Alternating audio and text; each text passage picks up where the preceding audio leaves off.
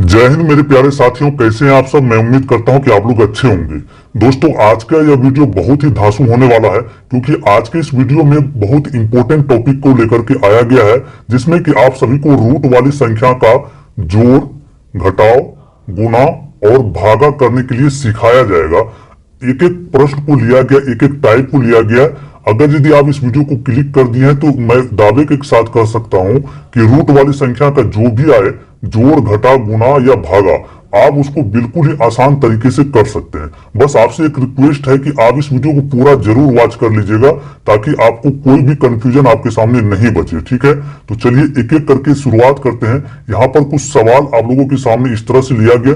जोड़ में इतना सारा सवाल लिया गया जिसमें कि सारे टाइप का कवर किया गया। उसके बाद घटाव में सवाल लिया गया, गुणा में है, उसके बाद आपको भाग अंतिम में बताया जाएगा, जो कि इस तरह से अलग पेज में लिया गया। तो आप धैर्य बना के इस वीडियो को पूरा जरूर देख लीजिए। ठीक है, चलिए स्टार्ट करते हैं। दोस्तों, स्टार्ट करने से पहले आप सभी से एक छोटा सा रिक्वेस्ट करना चाहूंगा कि अगर यदि आप अभी तक चैनल को सब्सक्राइब नहीं किए हैं तो नीचे लाल कलर का बटन दिया हुआ, उसे दबा के जरूर सब्सक्राइब कर लीजिएगा, ताकि इस तरह का इंपॉर्टेंट वीडियो जब भी लेकर के आऊं तो उसका नोटिफिकेशन आप तक पहुंच जाए। तो चलिए शुरुआत करते हैं एक नंबर से। यहाँ पर सबसे पहला टॉपिक हम लोग का है जोड़। ठीक है, तो जोड़ को आप बनाने का नियम क्या है। देखिए, जब भी यहाँ पर जैसे तीन रूट अंडर कितना है 2 और रूट अंडर 2, प्लस के इधर वही चीज है, समान चीज है यहाँ, और प्लस के इधर भी समान चीज, मतलब समान समान है रूट के अंदर। जब समान समान रहेगा तो आपको क्या करना है, इसमें कुछ दिमाग नहीं लगाना। बाहर में जो संख्या रहेगा, इस रूट के बाहर में 3 है और इस रूट के बाहर में कुछ नहीं है, तो 1 रहता है हमेशा छुपा हुआ। रूट के बाहर में कुछ नहीं तो 1 हमेशा छुपा हुआ रहता है, ये आप ध्यान में रखें। तो यहाँ पर कुछ नहीं तो 1, तो क्या करेंगे, बाहर वाले को बाहर वाले से जोड़ लेंगे। ठीक है, बाहर वाले को बाहर वाले से जोड़ लेंगे। यहाँ पर 3 और यहाँ पर कितना है 1, तो 3 1 कितना हो जाएगा 4। अब बात रहा किसका, तो रूट का। रूट के अंदर में 2 है, रूट के अंदर में यहाँ भी 2 है, दोनों समान है, तो एक बार यहाँ पर अंडर रूट 2 रख देंगे। ये हम लोग का आंसर निकल गया। बहुत ही सिंपल तरीके से हम लोग निकाल लिए। ठीक है, चलिए अब दूसरा नंबर सवाल देखते हैं। यहाँ पर है 5 इंटू रूट अंडर 7 प्लस में 2 इंटू रूट अंडर 7। तो इसको भी देखिए, ये भी समान है, यहाँ भी 7 है रूट के अंदर, यहाँ भी रूट के अंदर 7 है, तो दोनों चीज समान है। जब समान रहेगा तो आपको क्या करना है, सीधा बाहर वाले को बाहर वाले से जोड़ देंगे। तो बाहर वाले को बाहर वाले से जोड़ेंगे, यानी कि 5 में 2 को जोड़ेंगे तो कितना हो जाएगा 7। यहाँ पर लिख दीजिए 7, और यहाँ पर रूट के अंदर 7 है, यहाँ भी रूट के अंदर 7 है, दोनों समान है, तो एक बार आपको क्या करना है, रूट अंडर 7 लिख देना है। ये हम लोग का जोड़ बन करके तैयार हो गया। ठीक है, कुछ नहीं करना, ज्यादा दिमाग नहीं लगाना। उसके बाद चलिए, उसके बाद यहाँ पर है रूट अंडर 12 प्लस में रूट अंडर कितना 32। देखिए, दोनों असमान है। जब असमान रहेगा तो आपको यह ध्यान रखना है कि इसका गुणनखंड हो सकता है या नहीं। अगर गुणनखंड हो सकता है तो इसको तोड़ करके छोटा कर लेंगे। ठीक है, सबसे पहले इसको क्या करेंगे, तोड़ करके छोटा कर लेंगे। छोटा करने के लिए आपको यह सोचना पड़ेगा, ऐसा कौन सा पूर्ण वर्ग संख्या, यानी कि जिसका कि वर्गमूल निकल सकता है, उससे यह डिवाइड हो जाए, उससे यह भाग लग जाए। जैसे यह जो 12 है, 3 से भाग लगता है, लेकिन 3 पूर्ण वर्ग संख्या नहीं है, यानी कि 3 का वर्गमूल नहीं निकाला जा सकता है, इसलिए 3 से भाग नहीं लगाएंगे।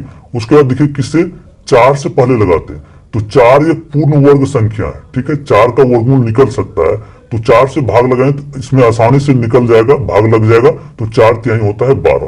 तो इसको लिख सकते हैं इस तरीके से। सबसे पहले गुणनखंड करने के लिए इस तरीके से लिखेंगे, 4 गुणा में 3।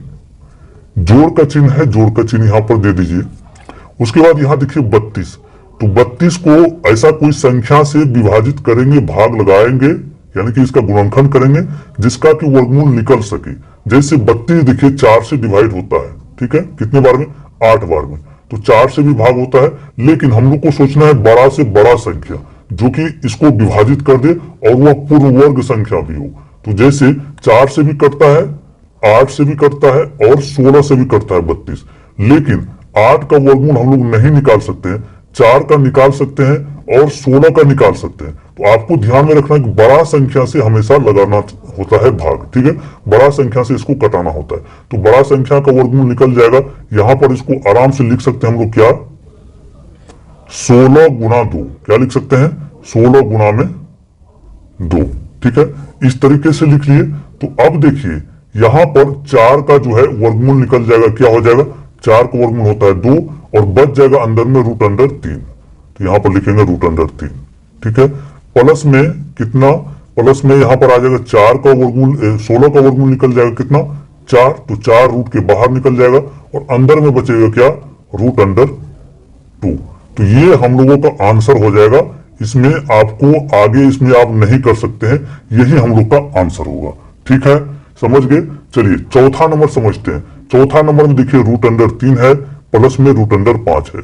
देखिए जब भी आपको इस तरह से रहेगा तो आपको दिमाग लगाना, इसको इसका गुणनखंड किया जा सकता है या नहीं। अगर गुणनखंड नहीं किया जा सकता है तो वही चीज इसका आंसर हो जाएगा। जैसे 3 को और छोटा रूप में नहीं लिख सकते हैं और √5 को भी छोटा रूप में नहीं लिख सकते हैं, तो यहां पर क्या हो जाएगा, √3 प्लस में √5, यही इसका आंसर होगा। इसमें कुछ छेड़छाड़ नहीं कर सकते हैं, ठीक है। अगर यदि समान रहता तो आराम से हम लोग जोड़ लेते। यहाँ पर असमान है और असमान है तो इसका गुणनखंड भी नहीं किया जा सकता है, इसलिए इसका आंसर वही चीज हो जाएगा जो कि सवाल में दिया हुआ। चलिए 5वां नंबर में समझते हैं। इसमें भी देखिए असमान है, यहाँ पर √5 है, यहाँ पर √7 है, तो इसका छोटा रूप और नहीं कर सकते, इसको काट के इसका गुणनखंड करके और छोटा नहीं कर सकते हैं, तो इसका भी क्या होगा, वही चीज आंसर हो जाएगा 3√5 प्लस में 4√7। इसको और कुछ नहीं कर सकते हैं, तो यही इसका आंसर हो जाएगा। इसको जोड़ा नहीं जा सकता, ठीक है। चलिए अब देखिए आगे का जो हम लोग का टॉपिक है वो है घटाव का। घटाव में भी वही नियम लागू होता है जो कि जोड़ में किए थे, बस फर्क इतना है यहाँ पर जोड़ते थे और यहाँ पर क्या करेंगे, हम लोग घटा लेंगे, ठीक है। जैसे देखिए रूट के अंदर 7 है, रूट के अंदर कितना है, 7 है यहाँ भी, तो दोनों समान समान है। जब समान समान रहेगा जोड़ या घटाव में क्या करते हैं, यहाँ पर घटा लेते हैं। जैसे यहाँ पर 4 है और यहाँ 2 है बाहर में, तो 4 में 2 को घटा लीजिए, बाहर वाले में बाहर वाले को घटा लेंगे, तो 4 में 2 घटेगा तो यहाँ बचेगा 2 और √7 है 2 बार, तो एक बार यहाँ पर √7 होगा। यही हम लोग का आंसर हो जाएगा, ठीक है। दूसरा नंबर में देखिए, दूसरा नंबर में क्या है, √48 माइनस में √27। तो यहाँ पर असमान है, यह समान नहीं है रूट के अंदर, तो इसका क्या करेंगे, फैक्टर करेंगे, गुणनखंड करेंगे। तो वैसा संख्या सोचना है जो कि पूर्ण वर्ग भी हो, यानी कि जिसका वर्गमूल निकल जाए और इसको विभाजित भी कर दे। तो यहाँ पर इसको लिख सकते हैं क्या, 16 से कट रहा है और 16 का वर्गमूल निकल सकता है, तो यहाँ पर लिखेंगे 16 गुना में कितना, 3, 48 हो जाएगा। 16 गुना 3 करेंगे 48 पूरा हो जाएगा। घटाव का चिन्ह है तो घटाव का चिन्ह दीजिए। उसके बाद यहाँ पर देखिए इस 27 को हम लोग लिख सकते हैं 9 गुना में 3, 9 गुना में 3 हो गया, तो क्या हो जाएगा, यह 16 का वर्गमूल निकलेगा कितना, 4 और रूट अंदर कितना हो जाएगा 3। चूंकि 3 को निकाल नहीं सकते हैं, 3 का वर्गमूल नहीं होता, इसलिए 3 अंडर रूट में ही रहेगा, ठीक है। माइनस का चिन्ह है, माइनस का चिन्ह लगा दीजिए। उसके बाद यहाँ पर 9 का वर्गमूल होता है कितना, 3 होता है, तो यहाँ पर 3 लिखेंगे और अंदर में बच गया 3, तो यहाँ पर लिखेंगे 3। देखिए रूट के अंदर समान समान आ गया, यहाँ भी 3 है और यहाँ भी 3 है, तो क्या कर सकते हैं हम लोग, बाहर वाले को बाहर वाले से घटा सकते हैं। तो हम लोग का जो आंसर आएगा 1 इंटू √3। एक बार लिखेंगे, 2 बार समान समान है तो एक ही बार लिखेंगे। देखिए बाहर में एक का कोई वैल्यू नहीं होता है, एक को नहीं लिखा जा सकता है, तो हम लोग का जो आंसर होगा वो सिर्फ √3 होगा, यही हम लोग का आंसर होगा, ठीक है। चलिए अब तीसरा नंबर समझते हैं। तीसरा नंबर देखिए √, कितना है, 13 है और यह है √, माइनस में √, है 12। तो देखिए यहाँ पर 13 को और तोड़ करके छोटा नहीं कर सकते हैं, क्योंकि 13 जो है एक अभाज्य संख्या है, तो अभाज्य संख्या को छोटा नहीं किया जा सकता है, इसलिए 13 जैसा का वैसा रहेगा रूट के अंदर में। यहाँ पर 13 लिखेंगे। घटाव का चिन्ह है तो घटाव का चिन्ह दे दीजिए। उसके बाद यहाँ पर 12 है, तो 12 को हम लोग लिख सकते हैं क्या, 4 गुना में 3, 4 यही 12 होता है और इस 4 का वर्गमूल निकाला जा सकता है, तो यह हो जाएगा कितना, √13 है ना, √13। घटाव का चिन्ह दे दीजिए, यह 4 का वर्गमूल निकलेगा तो क्या हो जाएगा, 2 इंटू √3। तो यही हम लोग का आंसर होगा। इसके आगे हम लोग इसको सॉल्व नहीं कर सकते हैं, इसलिए कि यह भी छोटा रूप में आ गया और इसको तो तोड़ ही नहीं सकते हैं। और देखिए असमान है, यहाँ पर √13 है, यहाँ √3 है, इसलिए घटा नहीं कर सकते, इसका आंसर यही हो जाएगा, ठीक है। चलिए अब गुना का कंसेप्ट को समझते हैं, जो कि बहुत ही इंपॉर्टेंट होता है और बहुत विद्यार्थी इसमें नहीं कर पाते हैं इसको, ठीक है। तो यहाँ पर गुना का एक अलग सा कंसेप्ट आ जाता है, गुना और भागा का। तो जोड़ और घटा का एक तरह का है, गुना और भागा का एक तरह का। देखिए इसको क्या करना है, देखिए इसमें रूट के अंदर समान रहे या असमान रहे कोई फर्क नहीं पड़ता है।